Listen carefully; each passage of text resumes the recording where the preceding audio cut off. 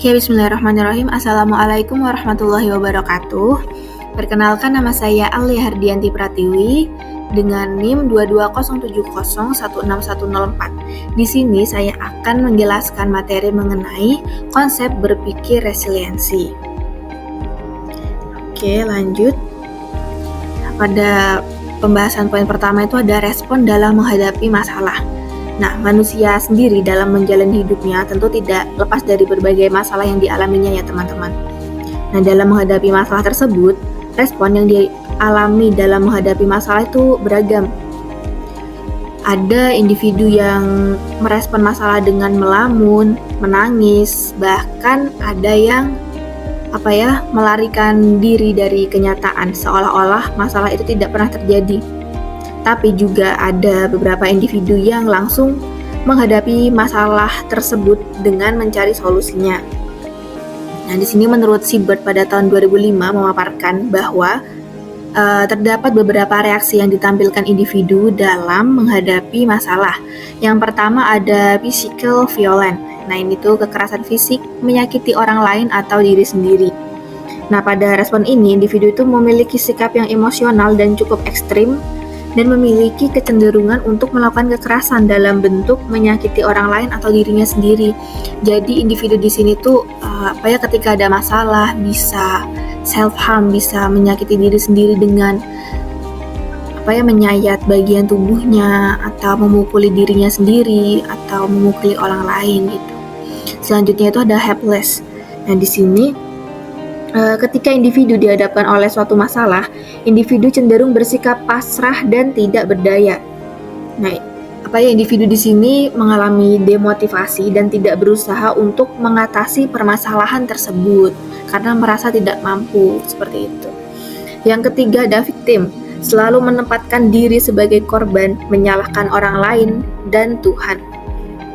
Nah, pada jenis respon ini, individu cenderung menempatkan dirinya itu selalu sebagai korban. Nah, dia merasa ketika ada masalah itu merasa dirinya diperlakukan dengan tidak adil. Dia menyalahkan orang lain atas masalah yang sedang dialaminya, menyalahkan Tuhan. Dan bisa juga menyalahkan sekolah atau institusinya, seperti itu. Nah, individu ini tuh cenderung mengeluh terus-menerus dan mencari objek untuk melampiaskan emosinya atas permasalahan yang sedang dihadapi gitu. Nah, terus yang keempat, ini tipe ya, ini D. Yang keempat itu ada resilience. Nah, pada jenis respon ini ketika dihadapkan oleh masalah, individu akan beradaptasi dengan kenyataan yang sedang dihadapi dan dengan cepat mengatasi tantangan. Nah, mereka ini tuh berhasil dalam mengatasi permasalahan mereka dengan mencari solusinya. Bahkan individu yang memiliki respon dalam menghadapi masalah seperti ini mampu bangkit menjadi individu yang lebih baik, lebih kuat dari pribadinya yang sebelumnya gitu. Lanjut. Nah, selanjutnya ada pengertian resiliensi. Untuk resiliensi sendiri ini berasal dari kata Latin yang artinya melambung kembali. Dulunya itu digunakan dalam konteks fisika. Resiliensi berarti kemampuan untuk pulih kembali dari suatu keadaan dan kembali ke bentuk semula setelah dibengkokkan atau ditekan. Seperti itu. Nah, menurut Carner and Davidson pada tahun 2003, resiliensi itu merupakan suatu kualitas personal seseorang yang memungkinkan untuk berkembang dalam menghadapi kesulitan hidup. Resiliensi merupakan kemampuan individu untuk mengatasi dan beradaptasi terhadap kejadian yang berat atau masalah yang sedang dialami dalam kehidupannya. Seperti itu. Terus selanjutnya, nah, ini menurut sudut pandang psikologi positif. Nah, psikologi positif sendiri memandang resiliensi sebagai sebuah contoh dari hal yang baik dan positif dari individu. Resiliensi dalam perspektif psikologi positif, kepribadian resiliensi akan berpengaruh terhadap kebahagiaan. Kepribadian resiliens berkaitan dengan karakteristik individu yang tercermin dari usaha-usahanya untuk selalu mempertahankan atau selalu kembali pada kondisi baik yang dialaminya. Nah, ini bisa dalam wujud emosi positif atau perasaan senang.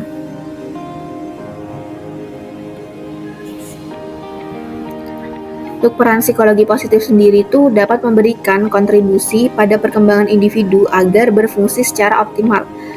Pendekatan ini telah banyak dikaji dalam beberapa akhir-akhir ini dan supaya menjadi suatu ilmu yang telah berkembang menurut penelitian oleh Setiadi pada tahun 2016. Nah, menurut sudut pandang psikologi positif juga, resiliensi ini tuh berfungsi untuk mempresentasikan kemampuan individu dalam bertahan hidup dan menyesuaikan diri setelah mengalami trauma, teman-teman. Terus, resiliensi ini juga dapat diimplikasikan dalam berbagai rentang umur kehidupan. Salah satu fase kehidupan yang penting untuk membutuhkan kemampuan resiliensi ini pada fase remaja. Karena di fase ini tuh remaja sedang dalam konteks perkembangannya, remaja ini tuh sedang mencari identitas diri mereka. Jadi mereka ini tuh lebih banyak mengeksplor hal-hal baru di luar sana. Maka dari itu seorang remaja juga diharapkan memiliki kemampuan resiliensi yang baik supaya mampu dalam mengatasi masalah yang datang di kehidupannya gitu. Nah, ini yang terakhir menurut sudut pandang psikologi perkembangan. Nah, menurut psikologi perkembangan terdapat 3 domain yang mengalami perkembangan. Itu ada perkembangan fisik dan otak, psikomotorik, serta psikososialnya individu. Nah, ketiga domain ini tuh saling berkaitan ya teman-teman dan berpengaruh besar dalam tahap kehidupan manusia selanjutnya. Terus dalam perspektif psikologi perkembangan, individu yang resilient juga mampu mengatasi stres serta kesulitan untuk mencapai fungsi hidup yang lebih optimal, baik hambatan yang spesifik di fase perkembangan tertentu maupun dalam sepanjang hidupnya. Oke, lanjut ya. Nah, ini ada teori ekologi menurut Bronfenbrenner pada tahun 1979. Perkembangan individu itu dipengaruhi oleh konteks sosialnya. Nah, menurut Bronfenbrenner ini membagi lingkungan sosial menjadi 5 bagian. Itu ada mikrosistem, ini di gambarnya ya. Mikrosistem, mesosistem, eksosistem, makrosistem, dan kronosistem.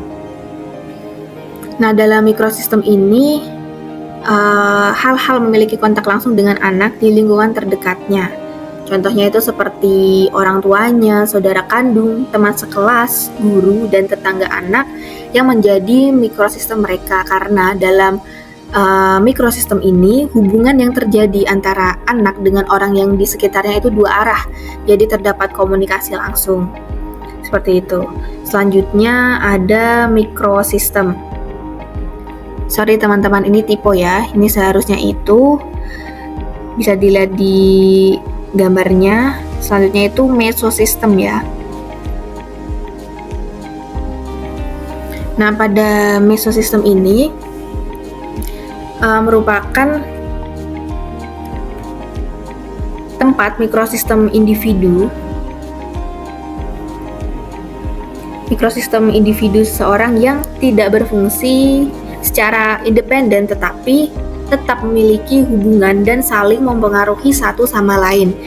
Nah, ini tuh melibatkan interaksi antara berbagai mikrosistem dalam kehidupannya si anak. Nah, interaksi ini juga dapat berdampak signifikan pada perkembangan anak. Nah, karena apa? Antara mikrosistem yang dimiliki oleh anak itu akan berdampak pada mesosistem yang dimiliki si anak juga.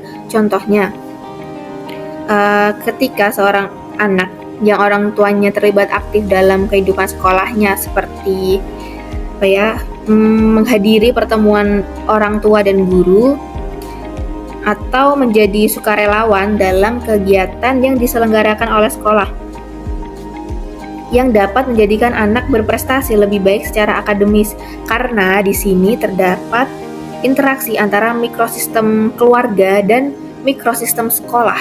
Jadi mikrosistem keluarga ini yang dimiliki si anak dengan mikrosistem si anak dengan sekolahnya gitu. Nah, ini dapat membentuk mesosistem karena di sini itu yang berperan orang tuanya gitu.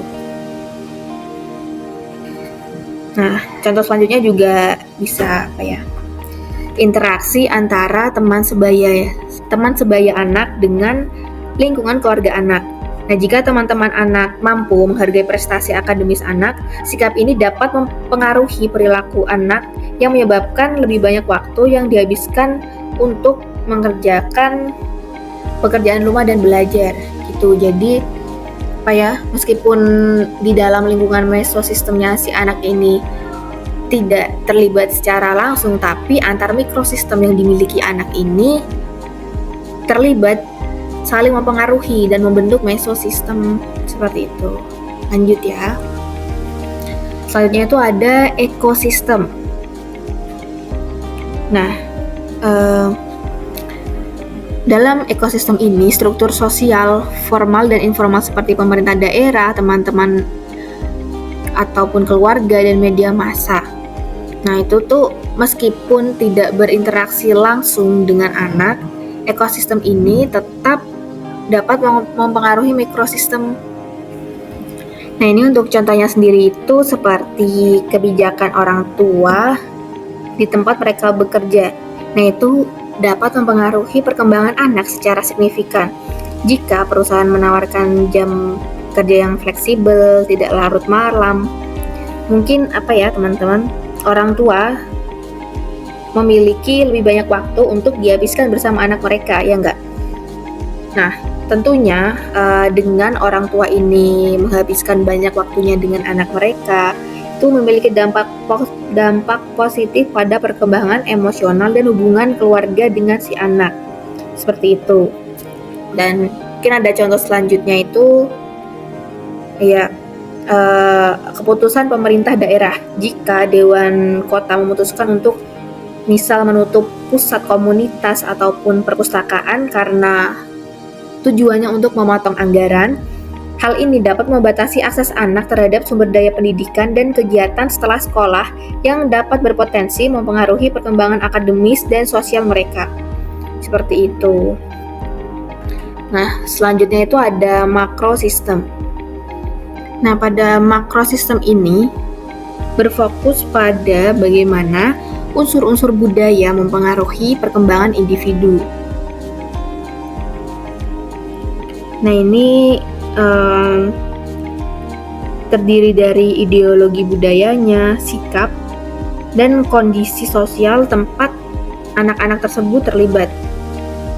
Nah, terus juga keyakinan mengenai peran gender, individualisme, struktur keluarga, dan masalah sosial yang membentuk norma dan nilai yang meresap ke dalam mikrosistem anak. Nah, makrosistem berbeda dari ekosistem sebelumnya karena ia tidak merujuk pada lingkungan spesifik dari individu, tetapi masyarakat dan budaya yang sudah mapan atau sudah pakem, di mana individu tersebut sedang berkembang atau anak tersebut sedang berkembang gitu.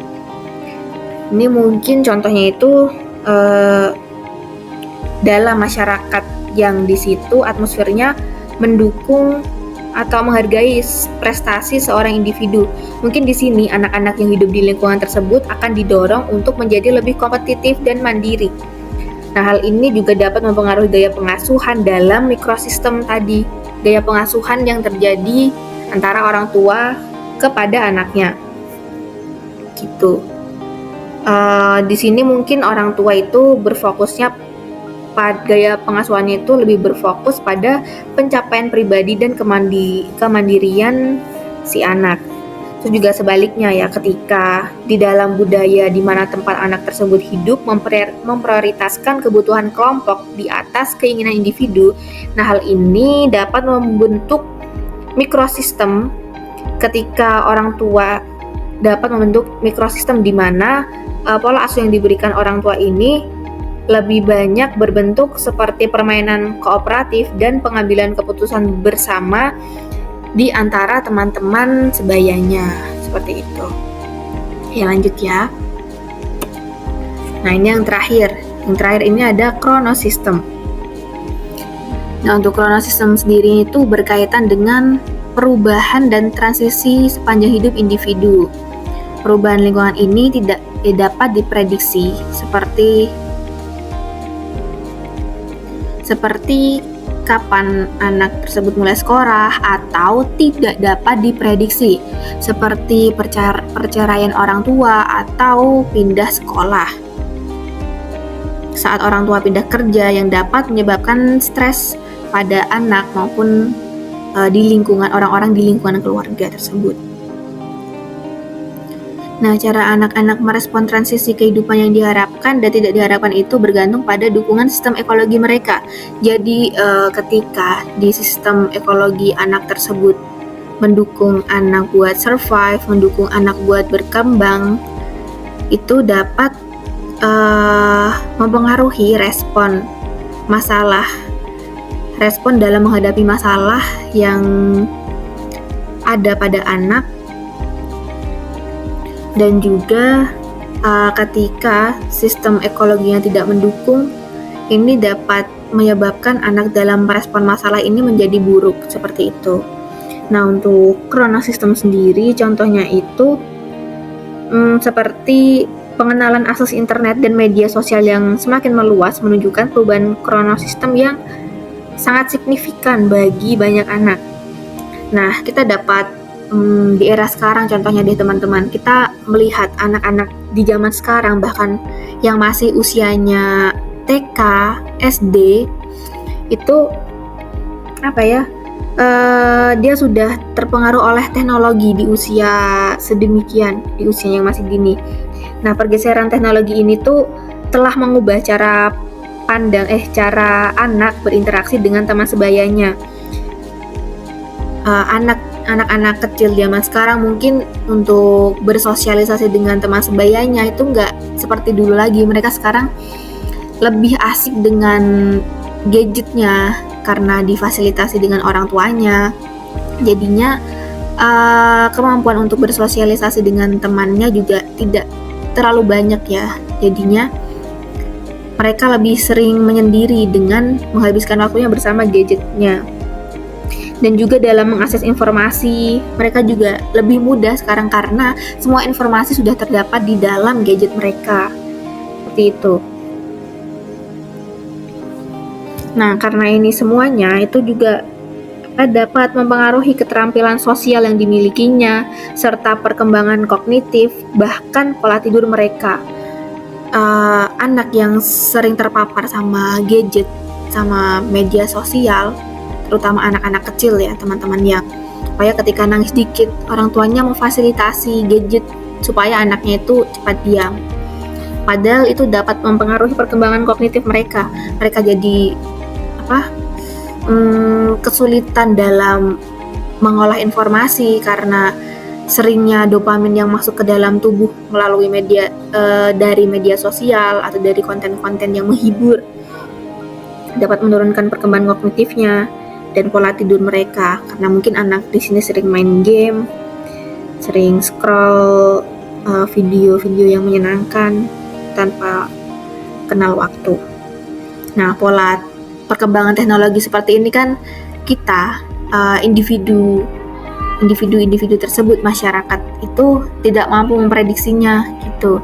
Jadi di sini perkembangan teknologi itu masuk ke dalam kronosistem. Nah, oke teman-teman, ini dari teori ekologi yang telah dikemukakan oleh Bronfenbrenner itu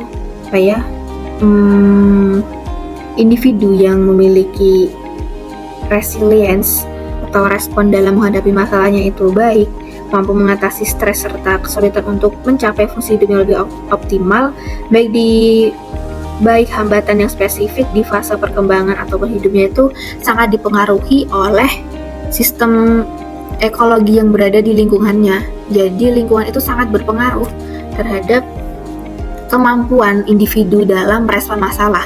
Individu dapat resilience atau tidak dalam menghadapi masalah itu sangat dipengaruhi oleh sistem ekologinya. Seperti itu, teman-teman. Oke, teman-teman, pemaparan materi dari saya telah selesai. Semoga materi yang telah saya sampaikan dapat difahami dengan baik dan semoga bermanfaat untuk teman-teman. Sekian dari saya, jika ada kurang dan lebihnya saya mohon maaf. Terima kasih. Wassalamualaikum warahmatullahi wabarakatuh.